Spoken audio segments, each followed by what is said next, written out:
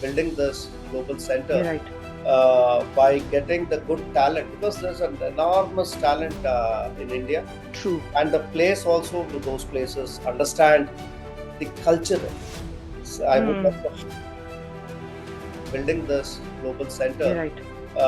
by getting the good talent, because there's an enormous talent in India, True. and the place also to those places understand the culture. So I would Hmm. like to a techno commercial would really be a good blend. So that is Hmm. how I Layered with a lot of purpose. There were a lot of risks, but also a deep love for innovation. and where to speak. So I think these three, four sutras are very important, for any Understood. leader to really be successful in this particular space. Understood. Right.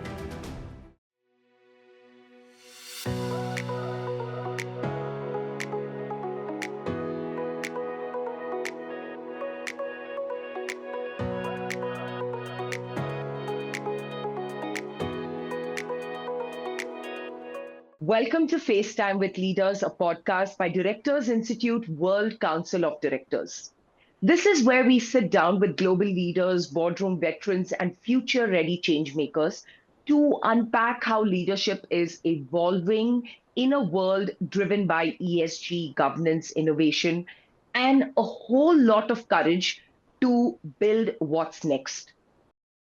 So today's conversation is with a leader who's not just witnessed industry evolution, he's helped shape it, from setting up global R&D centers to leading solar innovation and now powering India's clean tech vision. Dr. Srinivasa Venu Uppuluri brings a rare blend of engineering depth, strategic foresight, and policy level influence. With nearly 3 decades across firms like SoftBank, Hero Motors, Amara Raja, and now Dr. Srini is now heading his own investment banking firm, but he's also as part of the board of directors of organizations in the clean tech space. What stands out isn't just the scale of his experience, it's a mindset with which he's led every step purposefully, adaptively, and always with people at the center. Dr. Srini, it's an absolute pleasure to have you with us on FaceTime with Leaders. Welcome. Pleasure, and thanks, to give my intro so well. Thank you very much. Ready? My pleasure, my pleasure. So, Dr. Srini, let's start simple. Could you walk us through your career journey in your own words? Where did it all begin? What led you into this world of energy, engineering, and innovation? We'd love to hear your story. Yeah, I know. I'll just make it very simple. See, 30 years back, when I just completed my engineering, I was really not knowing what I have to really do. So let me be very candid here, because my parents were from the from a lower middle class family. Then he's a central government employee. So Right. I had no direction, or probably I had no thoughts also. So I just got a campus interview selection in VIP Industries, where I started my career. But to my unfortunate, the employment got delayed for 5 6 months.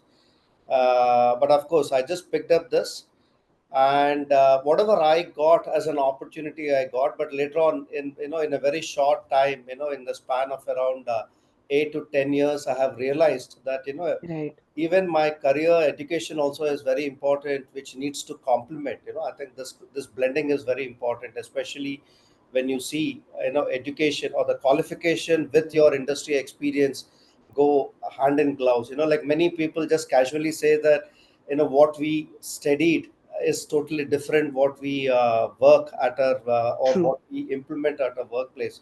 But I strongly believe qualification matters a lot. So that is where after my marriage, I have done my master's in engineering. I've written the gate and I've qualified. Then I've done my master's. I've done my PhD.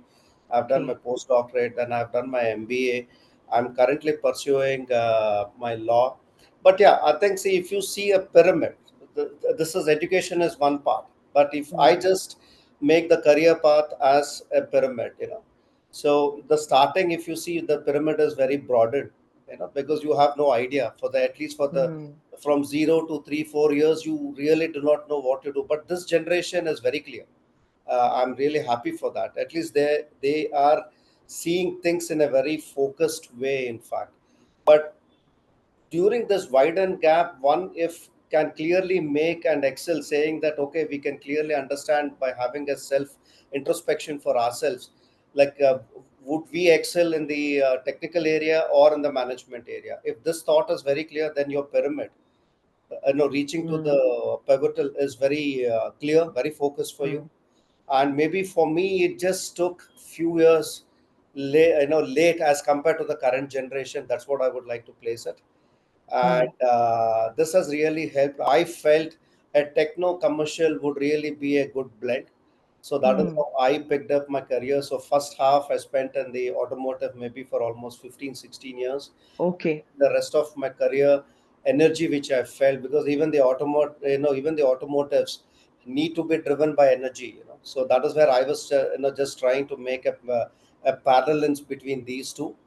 And Understood. started focusing on the renewable. I should thank God, and also my effort which I have put.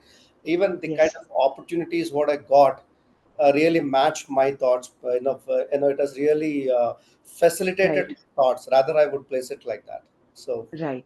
yeah, that's what it is. Right.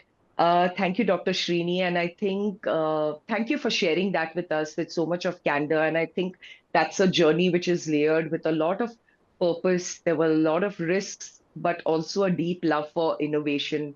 And what stood out to me is that you've constantly evolved, from hardcore engineering to being a strategist and even a policy maker. So thank you for that. Dr. Srini, you've built not one, but three global R&D centers and even a solar inverter manufacturing unit. So, what does it really take to build tech teams that don't just deliver, but consistently push the boundaries of innovation? Yeah, let me summarize this in 3 points, or maybe Yeah, elucidate this in 3 points. Primarily, sure. setting up a design center, global R&D center. This was fortunately even the time, the period, everything worked very good for me. It was all in my favor. The very first design center which I have built was for an Italian company. Okay. So this was completely a greenfield project. So it Hmm. was, well, I was a very first employee been appointed for this project. And yeah, right from scouting the places, which location, then the demographics, then the talent.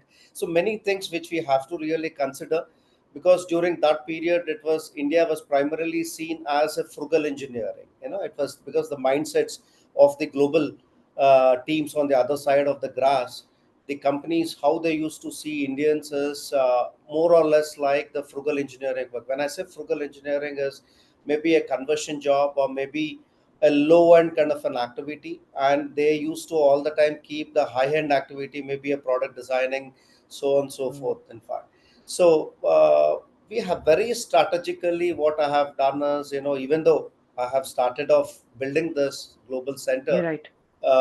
by getting the good talent, because there's an enormous talent in India. True. And the place also which I have selected, fortunately, the manufacturing units were in Pune.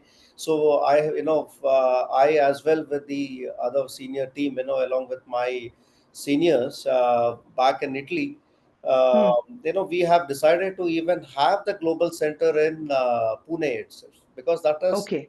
Pune is a place where you have rich talent from a demographic perspective. If you see, good universities are there, then good True. engineers are there, Right. and there is also an IT flavor. There is also an ITES flavor. There's a lot of manufacturing industry Hmm. base which is there. If you have to really see, it's not just only designing, because if you have to really make a proto of the Hmm. product and evaluate whether your design is up to the mark or not. So I was Hmm. just trying to leverage all these all these associates, like a backward integration kind of a Hmm. program. If your design needs to be success, what is that we have to do? Once I make something, I need to make a proto, I need to test it, I need to see the commercial viability. So there are stages in that. So the complete blend of talent was available in Pune, and Hmm. fortunately, even the management also supported on my strategic thoughts, which I was just trying to explain to them. And we got the good talent. We were very strategic in our recruitments and our selection processes. Okay. Making sure that from the day one, all the engineering processes are completely met to the global standards. And of course, I used to frequently travel to those places, understand the cultural. So I would like Hmm. to highlight this. The cultural dynamics plays a very vital role, Very a very important true. role, rather very trivial it is, very, very trivial. Once the cultural dynamics is set, everything Yeah. is everything is set. Trust me. I think that will just Right. go, because if your pillars are very strong, then you have the rest of your building construction going on very Hmm. smoothly. So I was a first employee, and Carraro Group. When I left, I was on the board of the company also. In fact, Hmm. when I left, when I moved out of the board after 10 years of a success story in this group, we brought the team size close to around 85 plus. In fact, they're all a core members, not just the lower end job what we used to do. We have Hmm. designed products, and product not only for the Indian market, this is Hmm. even for the global market. That is a kind of the paradigm shift that I could bring in this greenfield project. Right. I Right. really pat myself for the success story, because I think the self patting Absolutely. is the best. It's Because when you important. once cross a certain age and certain level, no one will come and say that, oh, you are a great CEO, you have done a great job, I'm going to pat you. But this is the True. reality. I think the board needs to be like that, to all the time start True. making questions. So, thank you. I think that was a very interesting and fascinating anecdote. And what really comes through the intent behind all these projects. You've been very intentional, not just about the tech, but also the people, the ecosystem, and like the culture that you talked about. I think that's a very significant and important point you mentioned there. Dr. Srini, you've also worked closely with policymakers, but not everyone gets that seat at the table. So I'm curious, what's the real secret to influencing national frameworks while still staying true to corporate objectives and ground realities? Yeah, see, let me be again, I'll just try explain this clear. So whenever, this is my personal experience though. So typically, when you are in an organization at a senior level and you have to start something, some new activity or an innovative activity per se, like a clean tech space, if you have to Hmm, set up something, I'll just try to make with an example so that you can clearly understand. Say right, if I have to build solar for the residential sector per se, because there's a lot of energy when once you cross, if you cross the break even and you have your return on your investment, that is where you can use the energy which is coming from the resource, natural resource. Resource and source. Resource is God's gift, source is the man-made thing, in fact. Okay, so these two have to go together, in parallel every time. You can't see this as a dichotomy. These things have to go to the source. As something, a policy needs to be very clear in order to do this oh, particular thing. Why? Because see, power sector is under the control of government. See, anyone, everyone cannot simply produce electricity and use it and sell it, just like that. So it's not hmm, more seen as a privatization. The PPP model has eventually come in building the projects, but not selling. The selling of power is still controlled by the Ministry of Power. Then you have correct, a lot of other PSUs associated with it.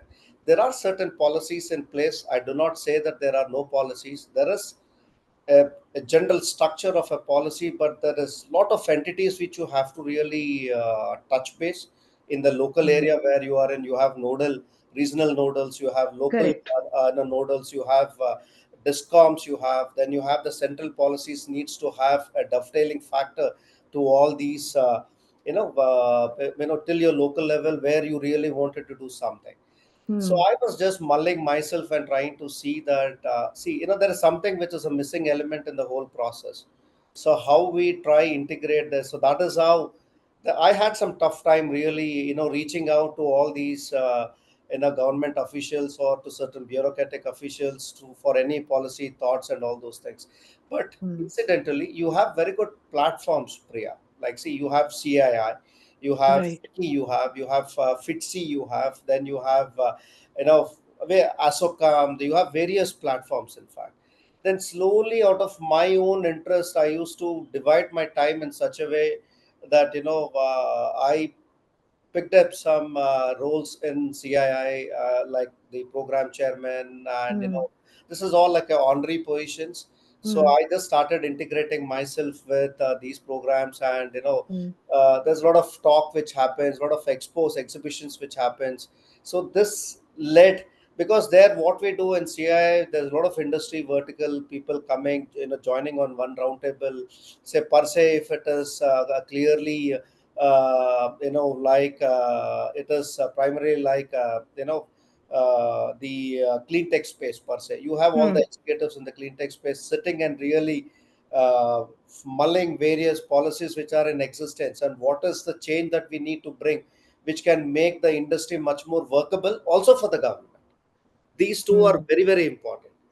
It should work Right. both ways. So I started moving in this direction slowly. Got associated with these bodies, and which is also a complementing factor to the organization, indeed. Mm. On the other side, point number two is, when you start become yourself famous, and when start when people like you, what you're trying to Mm. add value in the whole Mm. ecosystem in the clean tech space. So obviously, Mm. 10 people will see at you, in fact. So we used to group ourselves, form teams, and then go to the local governments, make a representation to the, to the secretary level, to the, then to the, then to the ministry level.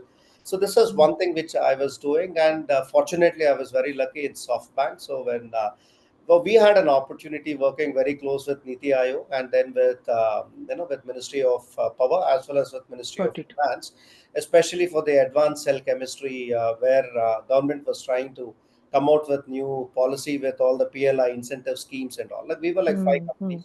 SoftBank was one company. Since I was Mm. heading the strategy and investment, so from the strategy point of view, I had this opportunity to go, contribute my thoughts, work very close with Niti Aayog team during that time. And Right. GCAM, if I remember, then we have the third company as Tata Chemicals, like Exide, and like around Hmm. five companies were brainstorming this program. So it just worked for me, and I really love working on the policy framework, because unless the policy is clear, you cannot do anything from an industry perspective. Nothing. Every Hmm. project, you will have some or the other hurdle, and all your Hmm. balance sheets, your cash flows, everything will go for Hmm. a toss. So on the other side, we need to balance this. On other side, we have to be very clear what the prerequisite changes that are really required in the Right. policy to be done. So these two also needs to integrate properly. That's what I used to. True. It also comes by virtue of your experience also, and Absolutely.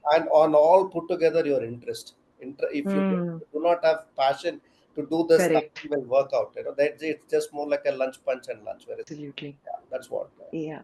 And I think throughout your response, what struck to me is that your passion and your interest, like you mentioned in as your last point, comes across really because you don't just show up at the policy table, you show up really prepared, backed with experience and vision and passion as well. And you show up with insight and intent. So thank you for that response. Yeah, Dr. be a good Srini, listener. You need to be a good listener first. Understand true. what the people are talking. What is there in the, Mm, on paper, and then start framing yourself. Maybe you can take some time. So all these things by virtue of when you keep meeting people, when you keep seeing true. people. So we certainly understand when to speak, what to speak, and where to speak. So I think these three four sutras are very important. For any Understood. leader to really be successful in this particular space. Yeah. Understood. Right. Dr. Srini, data is everywhere, but when it comes to real insight, it's rare.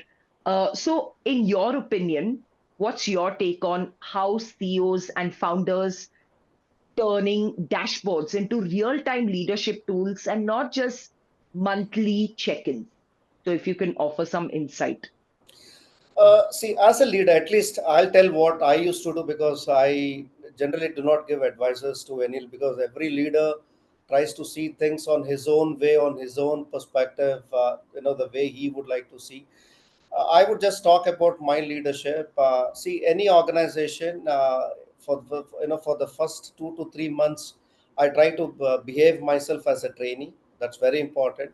Whatever seniority you have, Oh, you need to okay. first understand the organization, understand the culture, understand the people, understand the product, understand the manufacturing setup, understand the board. So there are various Hmm. things which you have to go through, even though you are an expert coming from a different industry, from a different background, or from the same industry, from a same industry vertical. So two to Hmm. three months, be a good listener, be a good observer. Wherever you can add value, please try add value. And unlike the other typical, kind of a leadership, see, there's no point in, I just try to retain the team, Hmm. which I just go with the team and understand where we can actually motivate and where we cannot motivate. In fact, so where we Hmm. cannot motivate, we segregate and we say, okay, these are, purely for the bench, and where we can average can be turned into super average and excellent. Obviously, they're excellent. How we can motivate further to get the end result, and of course, there are a lot of various things, in when you come across a leadership thing, like your processes, your systems, whether it is aligned properly, to the company Hmm. vision, mission statements or not. So how the Hmm. current team are synchronized to this. So Hmm. how clearly the meetings are conducted, how many people are Correct. participating, and even we have to be, means at least I'm very clear even on a mail chain. I'm very clear when once a mail shoots, I'm very particular even who all are marked on the copy. In fact, as a carbon copy, because Hmm. generally 50 to 60% people just randomly mark copies to everyone, assuming that he, because the means whole day you True. actually sit in front of the laptop and just reply to email and just see every damn mail which is coming to you. I don't think so. Reply to all. So I just track very minutely. It's very fundamental. I do not do any miracles and all. Already existing fundamentals, I just try to implement those fundamentals very clear. I just try to understand whether people are first Hmm. clear in their thoughts or not. So I Hmm. go with the people. I work along with the people. You should also be a contributor if you need to be success. If 10 people have to respect you, you should know about the subject first. Then only you can True. compliment there. Otherwise, you just keep saying, okay, you do this, and you just start tracking, and you become a mailer and start shooting them. And when you get a board meeting or something, you really would not get the prerequisite result, or maybe the results what you're trying to achieve. So I just try to be a people centric leadership, which I strongly believe. One thing. Second Hmm. thing is go minute, touch fundamentals, whether it is technical, Hmm. non technical, even management. And Hmm. third thing is, see, build a good competency model, which is Hmm. very, very important, and start, dovetailing every aspect, and, group all your complete team, your blue collar, your white collar, your middle management, your senior management, make Hmm. proper alignment, in fact, and follow strictly the RASI chart, which is very important. RASI is, a responsibility, Yeah. consultation, Yes. information. There are four stages or even five Right. stages, and keep on adding, in fact, and have a good talent acquisition team. And because see, talent is something where whenever there is a requirement, there is no point in recruiting. So scout for a good talent which can suit your organization. It's a continuous Hmm. effort, and also have a proper training to your own internal team members, Hmm. whether it is external or internal. You can have good internal trainers though, so which really helps a lot. Have good knowledge Right. exchanging programs which will help, decent. Have a proper planning. This Hmm. thing. So every stage planning is very important. For every plan, have a plan B. Hmm. So these are Hmm. some of the fundamentals. It just Hmm. keeps on. We can speak for 1 2 hours. Leadership is my famous topic. Emotional balances between parent child. Right. It's not just only a real time parent child, but in the organization also, a Absolutely. parent, how he is treated as your boy, as your manager, and then your child is as your junior level things. So what are the Correct. comparisons that you can draw in in the real time system? I think Hmm. these are very important work life balances. So many things which are coming up these days. So all put together, you can really write a very good success story if you're clear what success Absolutely. story you wanted to write, so that the same thing you can actually implement in your organization, and you can create those avenues and opportunities accordingly. Absolutely. I think your entire response was so holistic, peppered with very simple strategies that are not just applicable to, say, a corporate sector, but it could be uh, a person working in any sector, in any organization, really. So I think our audience is going to have great takeaways from this conversation, and a lot of the points are going to resonate with wider member in the audience. So thank you for sharing that with us, Dr. Srini.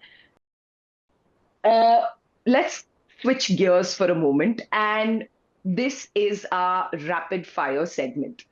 So all you have to do is just go with your gut and the first response, which could be in a word or a sentence, something that comes right at the top of your mind. So let me know if you are ready and we can start. Already, yeah, let's start. Yeah, absolutely. Okay, all right. So starting with one word your team would use to describe you. A pleasant person. Pleasant person. We'll take that. Okay. First job you ever had and one thing it taught you. It was a good experience. When I moved from manufacturing to the design field, so I really had tough time. Even though I was just, I was good in manufacturing though, but I was all the time had an inclination for designing. So I was a little bit surprised for myself. I was just doing freelance sketches, and Hmm, people really saw me very different. But yeah, I got adjusted to that. This was way back in VIP industries. right. Dr. Srini, one Indian snack or dish that instantly brings you back home. Instantly brings me back home as I don't know. I like Indian samosa. It's very Great. interesting. So Okay. even at this age, I keep eating. But yeah, Good food even has though no age to relish and enjoy, I think.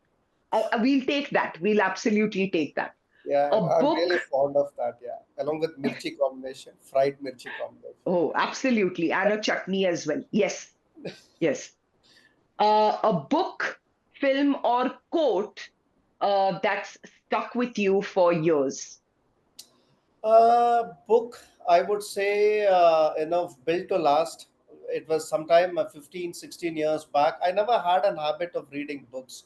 Okay. And even, if if it may not be so appropriate, but I would like to be very candid with you, very honest with you. Yes. This was while I was at Emerson.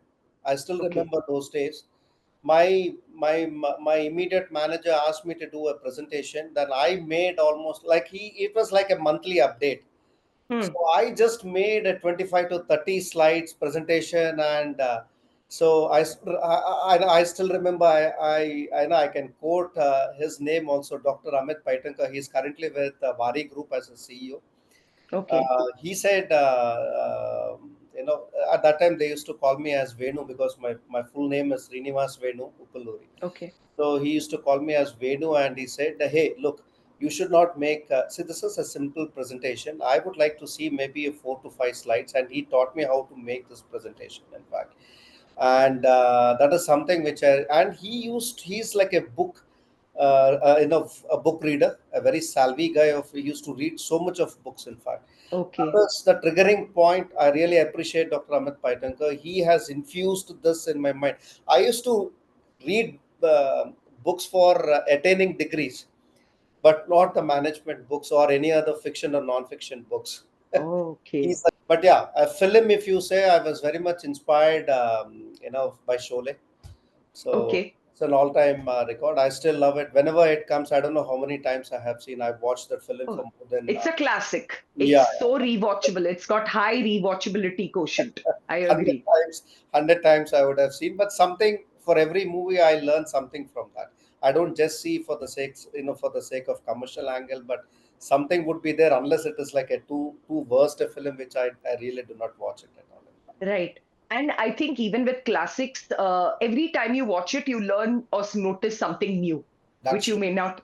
Yeah. Absolutely. So, and to end our rapid fire, if you could text your 30-year-old self one line of advice, what would it say? All So right. 30 years back, if I advise for myself as, I would say maybe I would have done something much better during my earlier career if I would have had a right coach and a right guide at that time.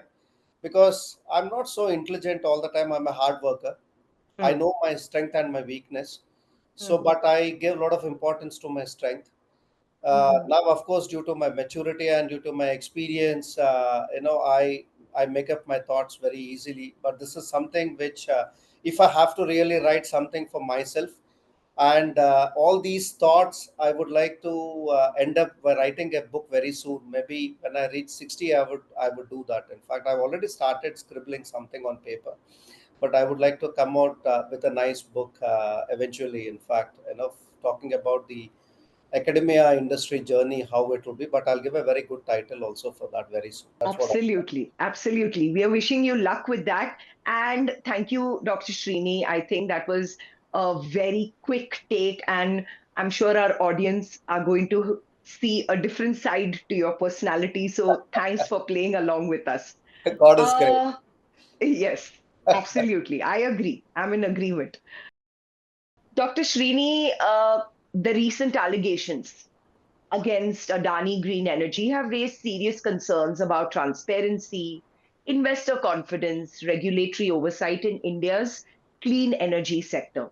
Now, as someone who has led large scale solar projects and worked closely with government and private stakeholders, how do you see this um, situation impacting India's global credibility in renewables?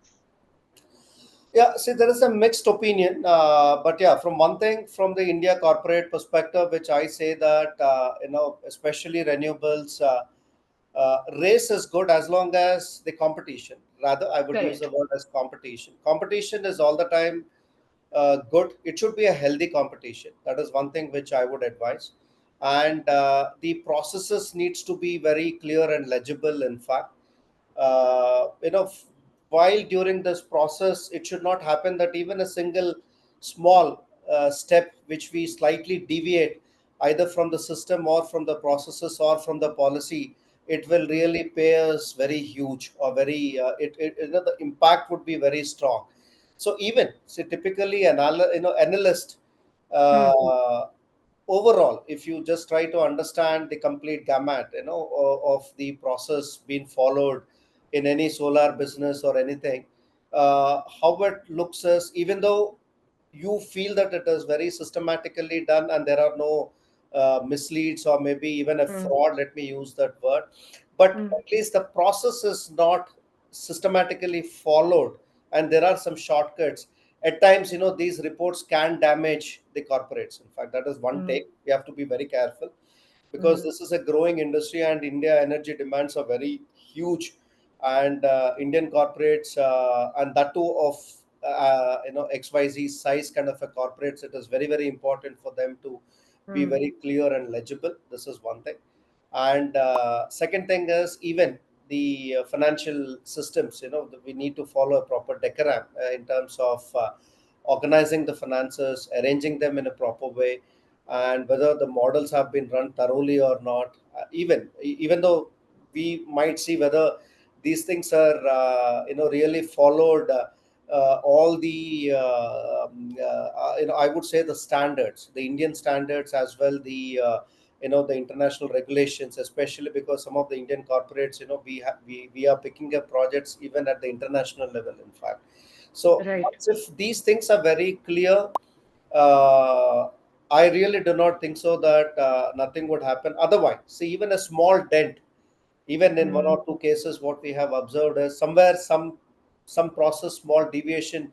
If you have really noticed, that has really costed the corporate in a very huge way. In fact, Correct. there was a big issue on the stock. There Yes. are many things which are up, but really, there's nothing much significant where you can really point out something, in those lines. Mm, Obviously, so this is something which I would like to, especially if I'm there, I would certainly focus on these areas and the mm, complete value chain. Even if it is top yes. down or bottom top, the complete value chain needs to be very clear, very legible, following every system at every place. I think that is a simple thought process which I normally tell, if given an opportunity. That's what I advise to the corporates. Right. Right. I think that's a very balanced and thoughtful take. Exactly. And what really stood out in your conversation is how you didn't just critique, but you also offered a blueprint. Dr. Srini, you've recently joined Directors Institute.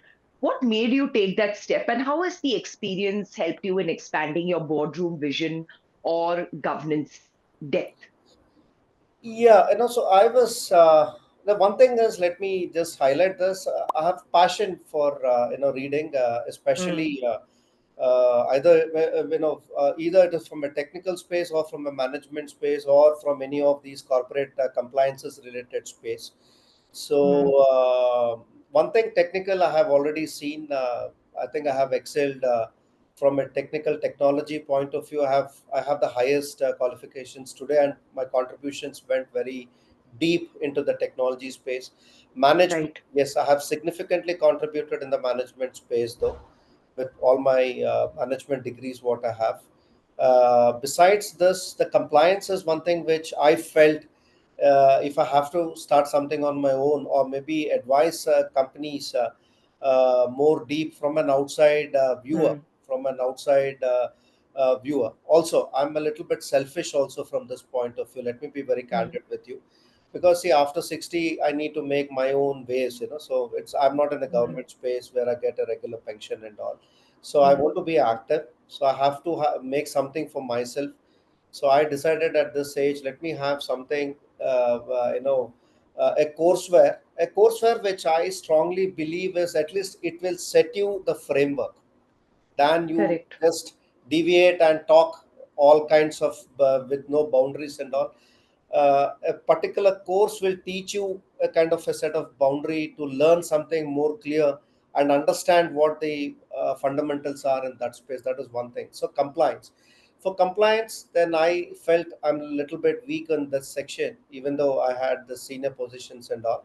Mm, So then I was evaluating Institute of Directors and then World Development Corporation mm, tools and all. Then I spoke to few people who have already done the course in both the institutions, and I felt World mm, Development Corporation material to be much more useful for me as a reference, and also the videos what I listen and all. So I registered for mm. all the three programs, and Okay. that is one triggering point. And then I have written Lawset entrance, and I got a good rank, and now I'm in my second sem of my LLB also. So I got Wow. around less than 1,000. I got rank. So I registered myself in LLB now, and Mm, I'm also learning law, which is very important than my practical knowledge.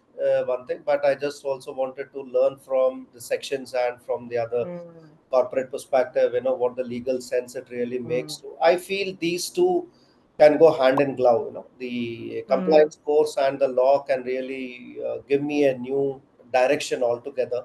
It can make me a perfect advisor mm, in the near future, because see, the I need to compete now with this current generation, so I need to upgrade myself, so I need to stand something different. So that's what I try to, compete even with the young generation today, that I'm still outstanding as compared to them. That's the only triggering point for me. Let me make it very simple. That's what. okay.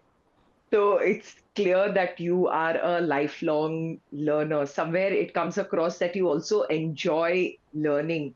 You almost take it up as a challenge to make sure that you have all the answers, and be prepared. Like it just shows preparedness in the long run.